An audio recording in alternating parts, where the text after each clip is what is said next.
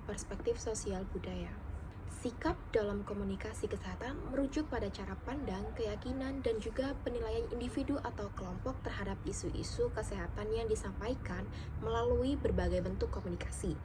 Sementara itu, perilaku dalam komunikasi kesehatan mencakup tindakan nyata yang dilakukan individu atau masyarakat sebagai respon terhadap informasi atau pesan-pesan kesehatan yang diterima.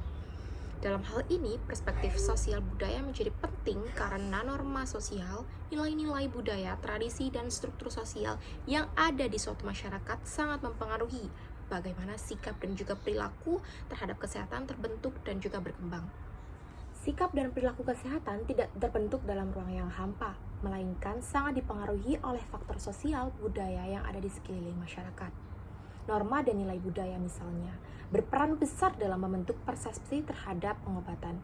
Dalam beberapa budaya, pengobatan tradisional lebih dipercaya dibandingkan pengobatan modern, yang kemudian mempengaruhi respon masyarakat terhadap kampanye resmi yang dilakukan oleh beberapa institusi. Selain itu, peran tokoh masyarakat dan juga tokoh agama sangat signifikan. Di banyak komunitas, tokoh-tokoh ini memiliki peran yang kuat, pengaruh yang kuat, sehingga komunikasi kesehatan yang melibatkan mereka biasanya akan lebih mudah diterima. Bahasa dan simbol budaya pun tidak kalah pentingnya. Penyampaian pesan kesehatan dalam bahasa lokal atau dengan simbol-simbol yang dikenal oleh masyarakat akan lebih efektif dan juga mudah diterima. Di samping itu, struktur sosial seperti kelas sosial, tingkat pendidikan, dan akses terhadap informasi juga mempengaruhi cara pandang mereka dan juga cara bagaimana mereka menerima informasi. Untuk penjelasan lebih lanjut akan dijelaskan oleh teman saya. Sikap adalah kecenderungan seseorang untuk berpikir, merasa, dan bertindak terhadap suatu objek atau isu tertentu dalam suatu konteks. Nah, misalnya yang kita bahas saat ini adalah tentang isu kesehatan. Sikap sangat memengaruhi bagaimana seseorang merespon pesan-pesan kesehatan yang diterimanya. Sikap terdiri dari 3 komponen utama. Yang pertama kognitif, yang kedua afektif, lalu yang ketiga adalah konotatif. Nah, kognitif ini adalah apa yang kita ketahui dan kita yakini. Misalnya, saya tahu bahwa mencuci tangan itu bisa mencegah penyakit. Lalu yang kedua ada afektif. Hal ini mencerminkan perasaan atau suatu kepercayaan seseorang terhadap suatu objek. Contohnya, saya percaya cuci tangan itu penting untuk menjaga kesehatan. Lalu yang ketiga ada konotatif. Ini berkaitan dengan kecenderungan untuk bertindak. Misalnya, saya jadi terbiasa mencuci tangan sebelum makan. Nah, ketiga komponen itu saling berhubungan. Jika komunikasi kesehatan mampu menyentuh ketiganya, maka kemungkinan besar pesan akan diterima dan diikuti.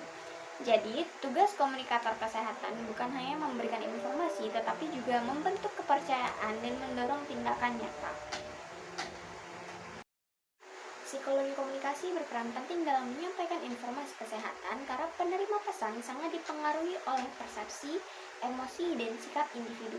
Misalnya, seseorang bisa merasa takut terhadap vaksin bukan karena fakta medis, tapi karena pengalaman pribadi yang buruk atau cerita-cerita negatif yang beredar di masyarakat. Hal ini menunjukkan bahwa komunikasi kesehatan tidak bisa bersifat informatif, tetapi juga harus dipertimbangkan kondisi psikologis audiens. Pesan yang disampaikan pun perlu disesuaikan dengan latar belakang, nilai, kepercayaan, dan juga pengalaman orang yang menerimanya.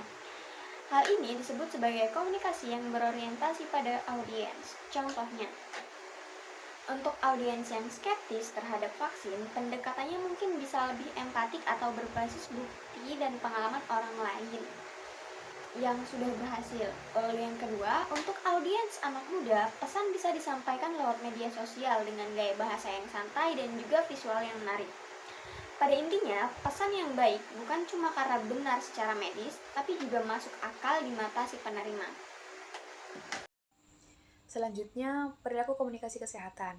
Perilaku komunikasi kesehatan adalah bagaimana seseorang bertindak setelah mereka menerima informasi kesehatan. Jadi bukan hanya sekedar mendengar atau membaca, tapi bagaimana mereka benar-benar memahami dan menindaklanjutinya. Bagaimana seseorang menyampaikan atau menerima informasi kesehatan? Seseorang bisa menyampaikan informasi kesehatan dalam berbagai cara, seperti melalui percakapan langsung, media sosial, atau bahkan melalui tulisan. Penyampaian ini bisa dilakukan oleh individu yang memiliki pengetahuan tentang kesehatan, seperti tenaga medis, atau bahkan orang yang biasa yang hanya berbagi pengalaman atau informasi yang mereka terima. Sebaliknya, seseorang dapat menerima informasi kesehatan dari berbagai sumber, baik formal maupun informal. Cara orang menerima informasi sangat dipengaruhi oleh berbagai faktor, termasuk kepercayaan mereka terhadap sumber informasi dan kemampuan mereka untuk memahami pesan yang disampaikan. Perilaku komunikasi kesehatan dapat dipengaruhi oleh pengetahuan, kepercayaan, pengalaman, dan lingkungan sosial. Pengetahuan individu tentang kesehatan mempengaruhi cara mereka berkomunikasi dan merespon informasi kesehatan. Seseorang yang memiliki pengetahuan medis cenderung lebih memahami dan menyaring informasi kesehatan secara kritis dibandingkan dengan mereka yang memiliki pengetahuan terbatas. Kepercayaan individu, baik itu terhadap media, ahli kesehatan, atau jenis pengobatan tertentu, dapat mempengaruhi bagaimana mereka menyampaikan atau menerima informasi kesehatan. Misalnya, seseorang yang percaya pada pengobatan tradisional atau herbal mungkin lebih cenderung menyebarkan informasi tentang obat herbal daripada memilih solusi medis modern. Pengalaman pribadi atau pengalaman orang terdekat dapat mempengaruhi cara orang memahami dan menerima informasi kesehatan. Jika seseorang pernah mengalami kesembuhan dengan pengobatan herbal, mereka mungkin lebih menyarankan hal yang sama dengan orang lain, meskipun mungkin belum ada bukti medis yang mendukungnya. Lingkungan sosial, termasuk budaya, tradisi, dan norma sosial, memiliki pengaruh besar terhadap perilaku komunikasi kesehatan. Misalnya, dalam beberapa budaya, informasi kesehatan lebih sering disampaikan oleh anggota keluarga yang lebih tua atau melalui tradisi lisan seperti melalui sumber medis resmi.